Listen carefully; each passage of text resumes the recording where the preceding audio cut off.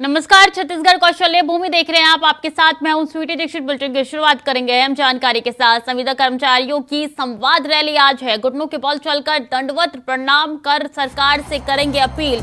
प्रशासन को सीएम के नाम सौंपेंगे ज्ञापन। बता दें, सीएम से सीधा संवाद के लिए ये ज्ञापन सौंपा जाएगा। धरना स्थल तूता में संविदा कर्मी करेंगे प्रदर्शन। तो अहम जानकारी आप तक पहुंचा रहे हैं कि जहां संविदा कर्मचारियों की हड़ताल खत्म होने का नाम नहीं ले रही है, लगातार अलग अलग तरीके से ये प्रदर्शन उनकी तरफ से किया जा रहा है और आज घुटनों के बल चलकर दंडवत प्रणाम करेंगे वो। प्रशासन को सीएम के नाम ज्ञापन सौंपा जाएगा उनकी तरफ से। तो प्रशासन को सीएम के नाम ज्ञापन सौंपेंगे संविदा कर्मचारियों की संवाद रैली आज है। इससे पहले भी कई रैली उनकी तरफ से की गई। प्रदर्शनकारी लगातार हड़ताल कर रहे हैं, विरोध प्रदर्शन जाहिर कर रहे हैं और ऐसे में एक बार फिर से ये तस्वीरें निकल के आनी शुरू हो चुकी है, जहां संवाद रैली करने के लिए वो सड़कों पे उतर चुके हैं। और ऐसे में बता दें कि संविदा कर्मचारियों की आज संवाद रैली होने वाली है। घुटनों के बल चलकर दंडवत प्रणाम करेंगे अपील। तो बता दें, घुटनों के बल चलकर दंडवत प्रणाम कर सरकार से अपील करने वाले हैं और प्रशासन को सीएम के नाम ज्ञापन सौंपेंगे। तो अहम जानकारी आप तक पहुंचा रहे हैं, जहां आज भी यही तरीके की तस्वीर निकल के सामने आएगी। अब सीधा संवाद के लिए ज्ञापन सौंपा जाएगा सीएम से और ऐसे में संविदा कर्मचारियों की हड़ताल लगातार उग्र होती हुई नजर आ रही है। इसी खबर पर ज्यादा जानकारी के साथ चित्रा पटेल हमारे साथ जुड़ चुकी है। चित्रा, क्या स्थिति है? हड़ताल शुरू हो चुकी है? हड़ताल तो शुरू हो चुकी है। छत्तीसगढ़ के प्रदेश भर के जो है संविदा कर्मचारी सभी आज कड़े संघर्ष के बीच में घुटनों के बल टेकते हुए दंडवत प्रणाम करते हुए सरकार से मांग की जा रही है कि उनसे संवाद करने का समय दिया जाए। लेकिन जो है इससे 22 दिन से कर्मचारी प्रदर्शन कर रहे हैं अपने नियमितीकरण की मांग को लेकर। उनके नाराजगी है कांग्रेस के प्रति की नियमितीकरण करने की वादा की थी, लेकिन 4.5 साल सरकार के कार्यकाल होने के बाद भी उनका नियमितीकरण की मांग को अभी तक सरकार नहीं पूरा की है।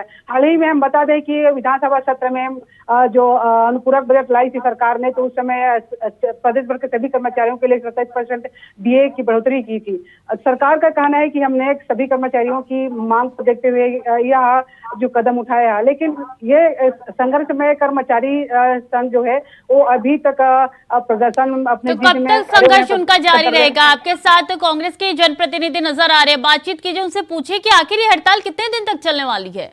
देखिए, हमारे साथ मौजूद हैं कांग्रेस के प्रवक्ता सुरेंद्र वर्मा। इनसे हम पूछते हैं कि अभी नियमितीकरण को लेकर जो है कर्मचारी संघ संविदा कर्मचारी संघ जो है अपनी नियमितीकरण की मांग कर रहे हैं। आप लोगों ने वादा की थी लेकिन अब तक पूरा नहीं हुआ, आखिर क्यों? जिस तरह जी सरकार ने कर्मचारियों के किसी भी मांग को खारिज नहीं किया है। जहां तक नियमितीकरण का वादा है उसके संदर्भ में भी सीएस की अध्यक्षता में जो कमेटी बनाई थी उसकी रिपोर्ट भी सरकार को प्राप्त हो चुकी है।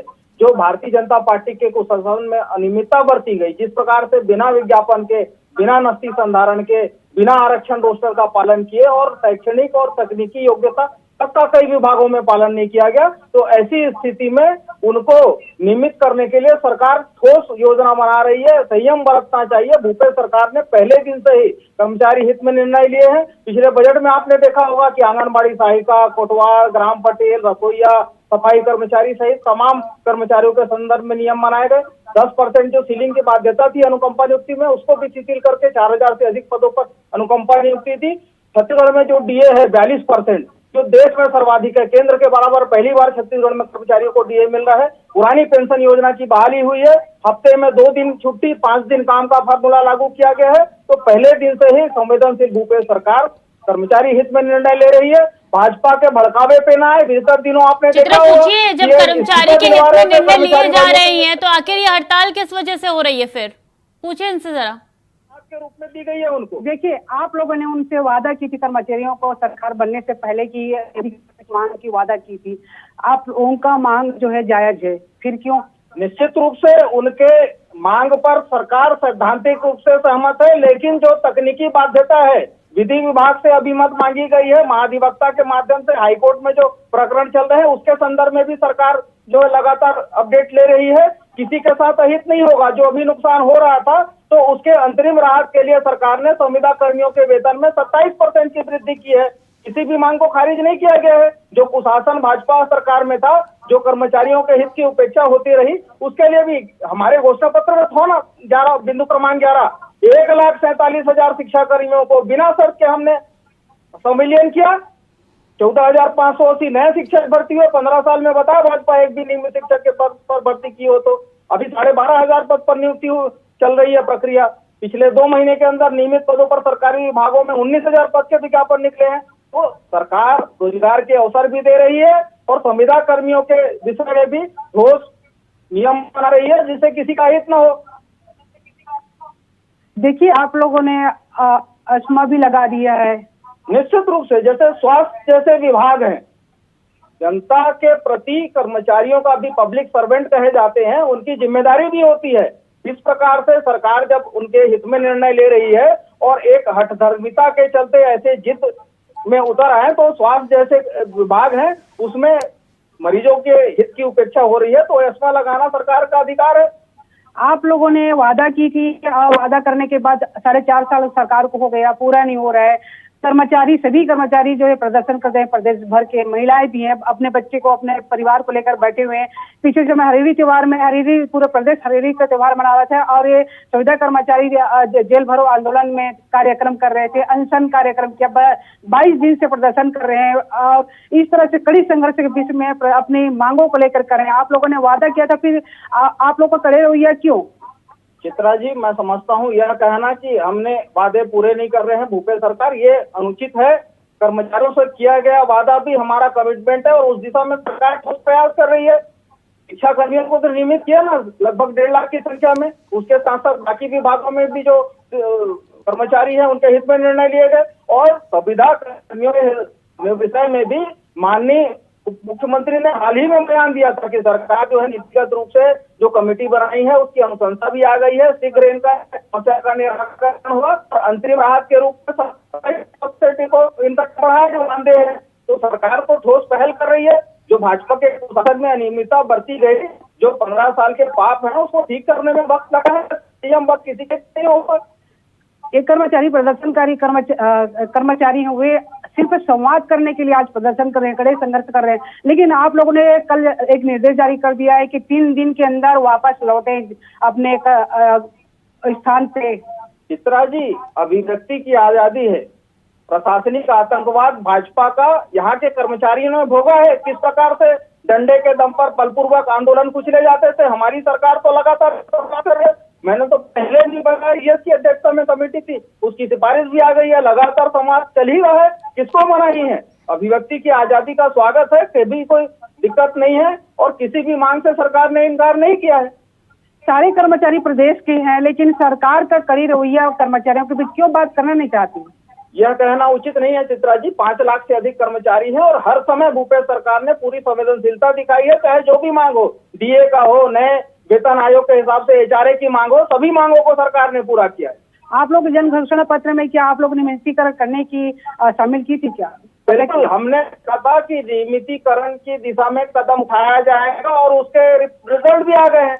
जो हमने कमेटी बनाई थी उसमें बिंदु क्रमांक 11 में यह भी वादा था कि जो शिक्षा कर्मी है उनको नियमित किया जाएगा। 1,47,000 की संख्या में सीधे शिक्षा विभाग में संविलियन किया है रूपेश सरकार में। और जहां तक अनियमित कर्मचारी है, संविदा कर्मचारी है, उनके विषय में भी सीएस की अध्यक्षता की रिपोर्ट आ गई है। आगे की कार्रवाई की जाएगी। जो मूल अनियमितता जो बेहद गंभीर किस्म के हैं, जो विज्ञापन के बिना, आरक्षण रोस्टर के बिना, शैक्षणिक और तकनीकी योग्यता तक का ध्यान नहीं रखा गया। जैसे शिक्षा में कानून है, आरटीआई आने के बाद प्राइमरी और मिडिल स्कूल में आरटीआई के तय मापदंडों के पालन करने के बाद ही उनका संविलियन हो सकता है। यदि वो ग्रेजुएट नहीं है तो उनको कैसे आप वर्ग 2 में शिक्षक के पद पर, सहायक शिक्षक के लिए टीईटी पास होना जरूरी है, यदि नहीं है तो आप कैसे रखेंगे? तो उनका भी यही इतना हो, उनको भी किस प्रकार से दूसरे विभागों में विकल्प दिया जा सके, इस दिशा में सरकार काम कर रही है। तो वक्त तो लगेगा और कई मामले हाई कोर्ट में लंबित है। कई कर्मचारी कितना वक्त लगेगा चित्रा, इनसे पूछिएगा जरा, कितना और वक्त लगेगा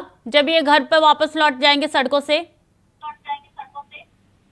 यथाशीघ्र निराकरण हो जाएगा, लगभग फाइनल स्थिति में है। मैंने पहले भी बताया कि सीएस की अध्यक्षता की कमेटी के रिपोर्ट जो है वो सरकार को प्राप्त हो चुके हैं। अब जो है निराकरण का समय। एक तरफ आप देखिए- कह रहे हैं अभियुक्तों की आजादी है कि वो प्रदर्शन कर सकते हैं, दूसरी तरफ आप उनको 3 दिन का अल्टीमेटम भी दे रहे हैं। अगर वो वापस नहीं लौटे तो क्या एक्शन लिया जाएगा आपकी तरफ से? देखिए, आप लोगों ने 3 दिन का जो है वापस लौटने के लिए निर्देशित किया है, तो अब आगे आप लोगों का क्या रवैया रहेगा? संविदा कर्मियों की सेवा शर्तें उस संविदा के तहत होती है और सेवा नियम के खिलाफ कर्मचारियों का आचरण जो है उसके लिए कर्मचारियों को भी ध्यानपूर्वक सोचना चाहिए। स्वास्थ्य जैसे विभाग में जहां एस्मा लग गया है, पर मरीज परेशान है, तो इनके मांगों को सरकार खारिज नहीं की है। बातचीत तो चल रही है और आगे भी चलेगी, लेकिन ये हठगर्भिता छोड़े। विगत दिनों आपने देखा होगा कि भाजपा के प्रभाव में आकर इस्तीफे की बात कर रहे थे। यदि इस्तीफा दे देंगे कर्मचारी तो फिर अधिकार किस बात करेंगे? सरकार तो संवेदनशीलता पूर्वक विचार कर रही है, किसी मांग को खारिज नहीं किया है, तो कर्मचारी भी थोड़ी संवेदनशीलता दिखाएं। लोगों को जो परेशानी हो रही है, स्कूल कॉलेज में एडमिशन का समय है, किसानों के खेती का समय है, खरीफ में बुआई और तरह और तमाम प्रकार के काम चल रहे हैं, रोपाई और ब्यासी का समय है, तो ऐसे में यहाँ के बहुसंख्यक आबादी को यदि परेशानी हो तो यह भी उचित नहीं है। मेरा निवेदन है संविदा कर्मियों के। जी बिल्कुल चित्रा, देखिए कई सवाल उठ रहे हैं और सवाल ये भी उठ रहे हैं कि आखिर हड़ताल कब तक जारी रहेगा। तो वहीं कांग्रेस लगातार अपनी दलीलें दे रही है। उनकी तरफ से लगातार ये कहना है कि भाजपा के भड़काव में आने के बाद इस तरीके से सड़कों पर उतरे। बहुत बहुत शुक्रिया आप दोनों का हमारे साथ जुड़ने के लिए, तमाम जानकारी साझा करने के लिए। खबर में आगे बढ़ेंगे। मुख्यमंत्री भूपेश बघेल ने कारगिल विजय दिवस 26 जुलाई पर भारतीय जवानों की वीरता को नमन करते हुए कारगिल युद्ध के शहीदों को अपनी श्रद्धांजलि अर्पित की है।